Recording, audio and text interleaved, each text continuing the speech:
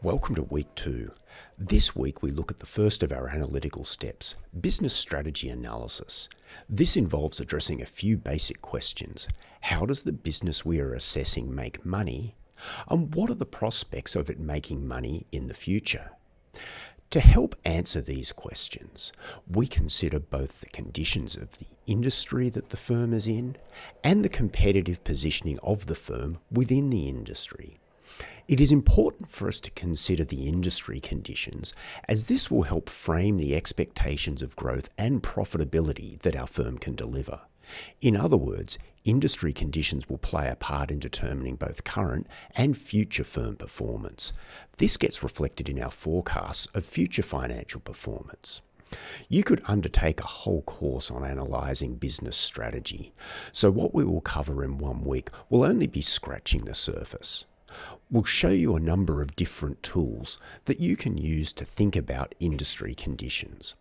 We'll have a look at value chain analysis, Porter's 5 forces, and the economics attributes framework. These are not the only tools available to use in your analysis, but they are commonly used tools that you may encounter if you work as an analyst or a consultant. You'll need to decide which tools best help you describe your business when you are contemplating the major project. One thing that I want you to start thinking about now is the question of what is an industry and how well does a particular firm fit into a particular industry classification. There are a number of industry classification schemes out there, but by the end of the term you should have an appreciation of the benefits of industry classification as well as some of the pitfalls. You will find that determining the precise industry can be hard. We will look at a few basic ways that firms are classified into industries, and we will consider the trade-offs that we make when determining whether to use a broad versus a narrow industry classification. We'll then look at the analysis of the firm's competitive strategy. That is, how does your firm sit within an industry? Much of competitive strategy analysis ends up focusing on whether a firm is using cost leadership or product differentiation. As I said, this is a sampling of the available tools out there for you to describe the industry your firm operates in and the positioning within the industry that your firm takes. They're not the only ones you could use in your analysis. I want you to consider the role of the firm and industry life cycle throughout the course.